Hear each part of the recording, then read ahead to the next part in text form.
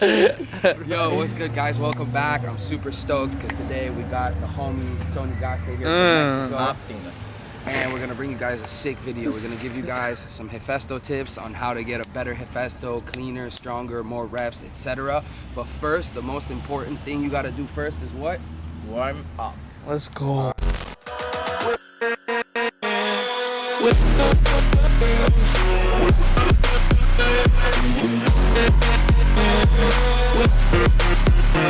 Alright, so tell me, bro, tell me a little bit about the shit you do to warm up for Hefesto. For me, I try to use like bands for like warm up like the complete muscle and the tendons also, like not only like using dumbbells.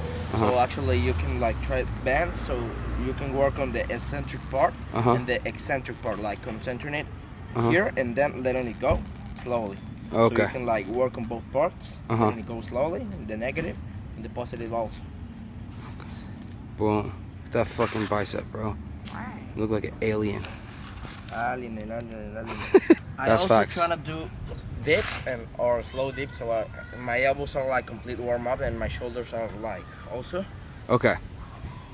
So some deep, slow dips, warm up the shoulder and the elbow completely. Boom. Let's go. Also, when you're doing warm up, don't only do like reps or like exercises. Try also to stretch the muscles so you have like the completely activation and flexibility when you're training.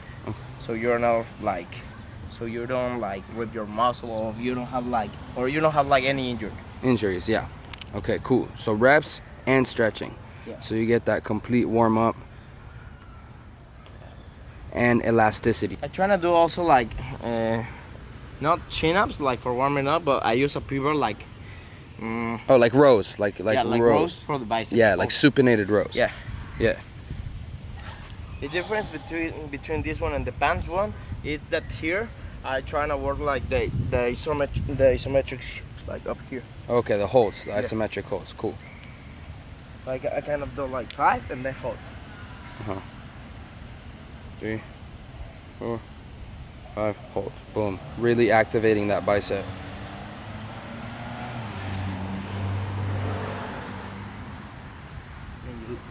This is my favorite exercise, like for warming up the wrist, not even like for Hefesto or like. Just everything involving your wrist. Yeah, anything involving the wrist.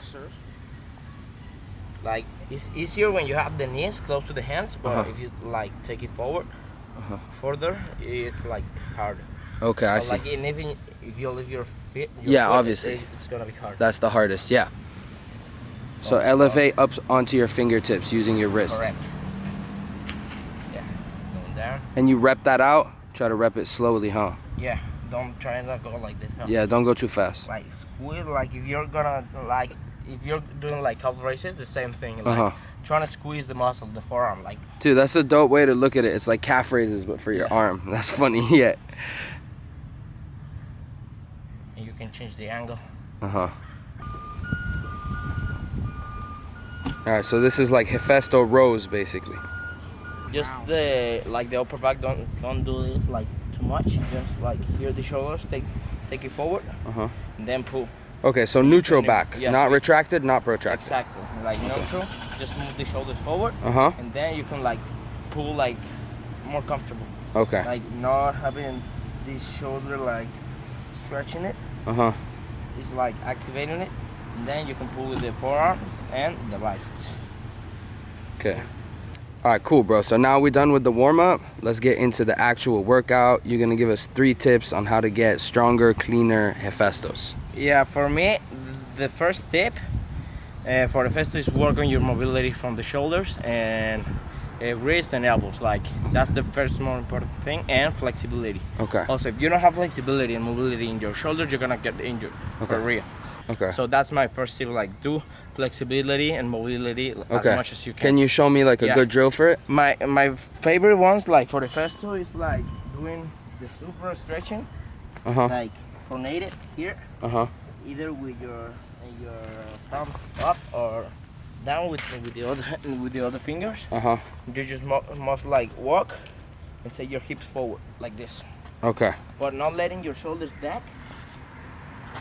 put it at front, so you can like you can actually stretching it. Yeah, really getting that stretch in the shoulder and the arm, huh? Instead of this, Uh-huh. just take it forward. Yeah. Okay. Like if you're trying to touch your shoulders in front of you, like this. Uh-huh, okay. Okay, so not letting it retract a lot. Exactly. Yeah. Neither Okay. protracted like this, no. Just the shoulder. Neutral. So you have to maintain that neutral. Yeah. Change the grip. You can close it a little bit if you're already like experienced with this stretching it. Wider, easier, closer, and Harder. more harder. Okay, cool. And then you can thrust your hips out to make it more challenging, huh? Yeah. And you really feel that stretch in the whole bicep and shoulder. The whole bicep, and in the shoulder and the forearm. And the forearm, okay, sweet. And the elbow. Correct. My elbow. The scapulas play like an important job in the Hefesto thing. If you don't like do it like neutral, how Nikki said, you're gonna have a lot of injuries in the like ring scapula. Okay. So trying to stretching it also like this. You can. The easiest one is like one arm and one arm, but I try to do it like this way. So you could do it 2 arms at a time too. It's a bit more challenging, huh? Yeah. And mobility drill, I will say, with a rubber, like Rubber band? yeah, rubber band. You can like try to like do it wider or closer. Trying to do it like. Okay, I see. So that's really a good shoulder prep.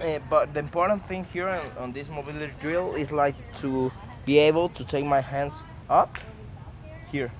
This part is the easiest part, like letting it down, but I have to control this part like and this part from back. So that range of motion from there so that to range up. of motion, and so my shoulders can actually have like the work here. Okay. Like if you see my back shoulders, they are working right there. I see that. So that's really the range of motion you want to focus on for Hefesto. Okay. Yeah, that's Cool. one. The second one I will say also like either with a bandit, or I mean with a band or A stick? or a stick, like Yeah. here. That's really cool. All right. That's gonna help you with the mobility for the shoulders and for the whole like deltoid part.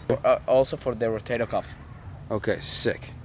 All right, bro. So that was flexibility, mobility. You guys make sure you warm up and mobilize your shoulders really well before you get It's into the Hefestos. most important thing. If you don't do it, you're gonna be buffed.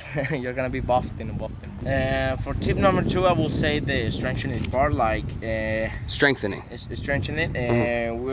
I mean, for me, the first exercise that I will try, that I did try when I was like training in Hefesto, it was like curl biceps. Bicep curl? Bicep curl, but like with dumbbells.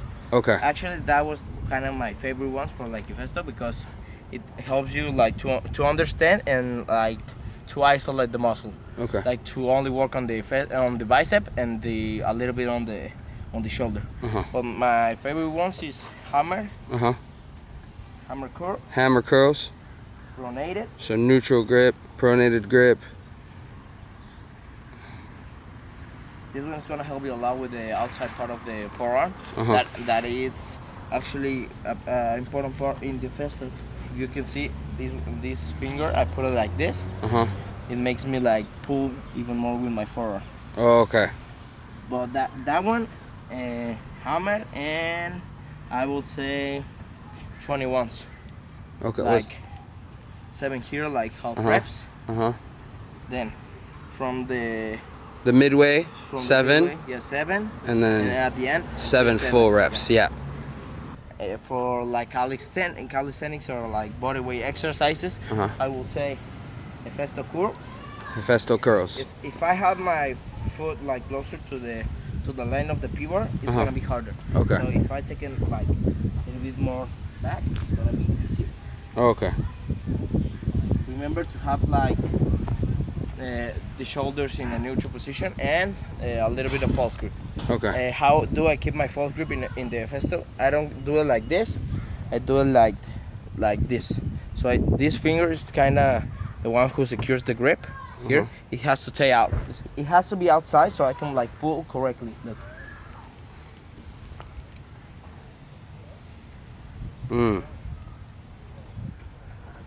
Next exercise is gonna be assisted Hefestos. Okay. You can do it with a band that is not like that hard. So the important thing here with the bands is like to understand completely correct the movement. The negative, the neutral position of the shoulders, and how can I pull, because I have seen a lot of people like struggling at pulling, like they go like this and then they go like, because they're taking like too much protraction. They are trying to use like their body or their back. So just try to go like this, the position with the shoulders, and then just using the forearm. That's why you have to like keep the false grip and pull with the bicep and the forearm. Okay. You can assist you a little bit with the foot. Okay, I see. So you get a little kick off your foot. Yeah. You're gonna assist it until you're like on the middle way, and then you're gonna take it off. Okay. Okay. So we do it again. So let's see the whole thing. If you want to, if it's not necessary to put the feet on the floor, don't do it like that. Okay, so basically you guys can use your feet if you need to, but if it's not necessary, you don't need to. Yeah. So boom, come down, negative. Back up. That's without the feet. Let me see one with the feet. Come down, negative, boom. Then you can kick off your feet and then pick it up. Okay.